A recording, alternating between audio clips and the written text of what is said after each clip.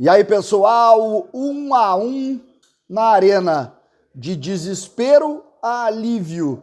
A tarde do Grêmio, a tarde em Recife, um jogo de 180 minutos que deixou o torcedor apavorado, mas depois tranquilo. É isso mesmo, vamos falar sobre isso. César de Cidade Dias falando de Grêmio aqui no YouTube, papo de gremista para gremista. Gente, 44 mil torcedores na arena. Um ambiente todo propício para uma tarde muito boa do Grêmio. Uma tarde que pudesse trazer a vitória e com ela uma aproximação grande da classificação para a Série A de 2023. O Grêmio começou bem o jogo. Biel teve oportunidade, Diego Souza teve oportunidade, o Grêmio pressionou o Bahia, o Grêmio conseguiu colocar o Bahia dentro do seu campo, o Grêmio criou soluções ofensivas, o Grêmio teve por 20, 25 minutos a supremacia do jogo, exatamente como havia feito, curiosamente, lá no jogo contra o Londrina. E as coisas caminharam como se o Grêmio fosse vencer aquela partida com tranquilidade. Mas o gol não veio. A partir dos 20, 25 minutos, o Bahia começou a ganhar espaço, o Bahia começou a criar soluções e o Bahia pressionou o Grêmio. Teve chance? Não. Quem deveria ter ganho o primeiro tempo? O Grêmio. Mas o futebol não é um espaço para a justiça determinando um espaço de tempo maior. O Bahia numa bola frontal, um lance meio sem perigo, um cruzamento perigoso, bateu roupa o goleiro do Grêmio, sobrou a bola, Lucas Mugni, bem no finalzinho do primeiro tempo, Bahia 1-0. Isso mesmo. O jogo do Grêmio, que parecia tranquilo, terminava no primeiro tempo 1-0 para o Bahia. E aí a gente vai para o jogo que estava acontecendo exatamente ao mesmo tempo. Sport e Vasco da Gama. E lá, 0-0 no primeiro tempo, o que deixava ainda um resultado com alguma tranquilidade, mesmo que na arena, um time vaiado no intervalo, vinha nervoso para o segundo tempo. O Grêmio que começou o jogo com o mesmo time que havia atuado no jogo contra o Londrina, apenas com Kahneman fora para Bruno Alves, e o goleiro, que é a Chapecó, que entrou no lugar do Breno, que teve uma lesão na orelha. E aí o jogo andou, o jogo caminhou, e o Grêmio entrou no segundo tempo com o Thiago Santos no meio-campo e entrou também com o Guilherme. E as colocações, as mudanças do Renato não geraram nenhum efeito. O Grêmio fez uma atuação sofrível no segundo tempo. Sofrível. E o curioso é que na metade do segundo tempo veio a notícia de Recife. Gol do Sport. O Sport àquela altura fazia 1-0 e o Grêmio perdia por 1-0. E quando esse quadro se colocou, o torcedor do Grêmio teve por 15, 20 minutos a sensação, cara, vai acabar, vão terminar e o Grêmio vai passar dias terríveis. Porque a distância naquela altura do jogo era de 2 pontos. O Sport vencia, ia 55, o Grêmio perdia, ficava com 57, o Bahia ia embora e o Vasco da Gama ficava com os mesmos 55 do Sport. Aí veio uma jogada do Guilherme, um dos jogadores que o Renato colocou, que àquela altura estava sendo muito vaiado pelo ambiente do Grêmio. Ele vai no fundo, cruza, ela dá uma raspadinha no lateral, ganha altura, e Thiago Santos no segundo pau entra, agride a bola e empata o jogo. Empata o jogo. O quadro era melhor, o Grêmio conseguiria manter a colocação na frente do Bahia e ao mesmo tempo via a distância que estava indo para 2 chegar a 3. Mas se tu olhasse a tabela, ainda era de pavor o ambiente que o Grêmio estava vivendo. Ainda era um ambiente assustado e um ambiente onde nada se poderia colocar como algo concreto.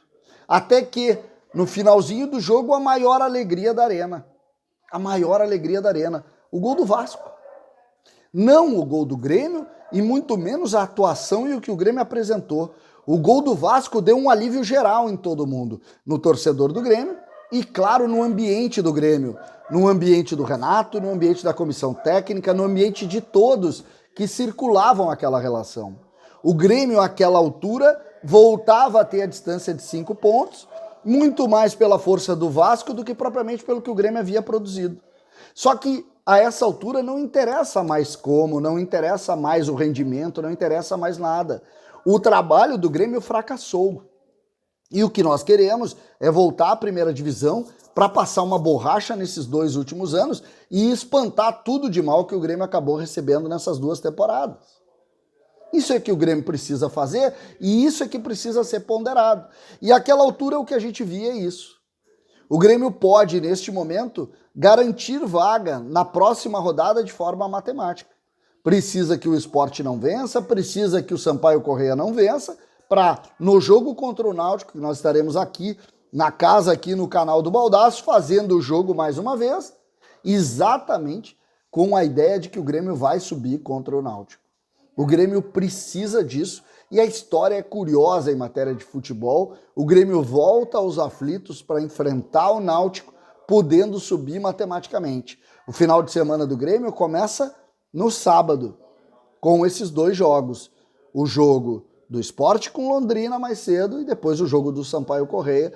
Jogos que serão determinantes para essa possibilidade de subir de forma matemática. Por que o Grêmio pode subir? A diferença agora é 5 pontos. 5 pontos. O que nós temos a partir de agora? Nós temos que vencer o próximo jogo e torcer que esses clubes não façam 3 pontos, que aí nós teremos uma vantagem de mais de 6 pontos para os 2 últimos jogos, que somam 6 pontos. Essa é a nossa realidade. O Grêmio que teve hoje, individualmente, problemas sérios. Começa pelo Chapecó, que acabou tomando um gol que não pode tomar. Aquela bola tem que espalmar para o lado, ele espalmou para frente. O Edilson fisicamente não dá, não tem condição. Jogou ali, dá uma miguezinha, fica ali no meio, muito mais pela liderança. Eu achei, por exemplo, o Léo Gomes também com dificuldade física. Aí nós tivemos Jeromel muito bem no jogo, Bruno Alves também não comprometeu. O Diogo Barbosa fez um bom primeiro tempo, no segundo tempo teve dificuldades. Aí nós tivemos um meio-campo com os 2 melhores jogadores do time, o Thiago Santos e o Bitelo. O Lucas Leiva não conseguiu repetir a atuação como meia, não foi bem no jogo. Nós tivemos também o Biel, que para mim foi o melhor jogador do time, o Diego Souza, que é um jogador fora de forma, um jogador gordo, mas que é um jogador que tecnicamente vai bem. No primeiro tempo ele vai bem, depois ele não consegue correr atrás da bola. É constrangedor o que o Grêmio faz. O Grêmio tem um time fisicamente vergonhoso, assim, um troço constrangedor. Entrou o Elkson, que é outro cara acima do peso, assim, que mostra claramente que o Grêmio é um time descomprometido na qualidade do trabalho. Entrou o Guilherme, que tentou pelo lado esquerdo, também está com dificuldade física. O Thiago Santos corre para tudo que é lado, parece uma piorra, errou todos os passes, mas fez o gol, acabou ganhando mérito pelo gol, mas também apresentou um futebol abaixo do que precisa o Grêmio. E o Tassiano, no primeiro tempo, correu, teve uma oportunidade, acabou chutando cruzado, podia ter passado. Enfim, o Grêmio com seus problemas, o Grêmio com as suas dificuldades, mas um Grêmio que de alguma maneira saiu da arena neste domingo com a sensação de alívio. Tudo que pintava mal acabou aliviando, e isso é fundamental se a gente pensar o atual estágio que o Grêmio está vivendo. O Grêmio precisa sair disso. Como vai sair? Não sei. Mas o Grêmio precisa sair. E agora, de fato, ficou muito perto. Mas eu vou repetir, não esqueçam. Não esqueçam de tudo que aconteceu. Não esqueçam dos problemas que o Grêmio enfrentou. Por favor, o que vai determinar que a gente saia disso de forma contundente é saber por quê. Se a gente não souber por quê, nós vamos ter muitas dificuldades, mas muitas mesmo. Muitas mesmo. Nós temos que saber o que aconteceu, nós temos que saber o tamanho da nossa dificuldade, nós temos que saber o tamanho do nosso problema. Se nós não fizermos essa avaliação, nós não vamos conseguir compreender. O Grêmio é um clube com 1000 problemas. 1000 problemas. E o Grêmio precisa atacar os problemas. O Grêmio não pode sair de um jogo desse com a sensação que ganhou, como as coletivas acabaram determinando, como se fosse normal viver a realidade que o Grêmio viveu. O Grêmio não pode fazer isso. O Grêmio precisa dar um passo e precisa discutir. Se não discutir, gente, nós não vamos aprender nunca, nós não vamos entender nunca a realidade do Grêmio. E isso é que me preocupa mais. O Grêmio precisa, de fato, muito mais do que isso, e nós vamos ter que resolver essa questão. César Cidade Dias falando de Grêmio aqui no YouTube.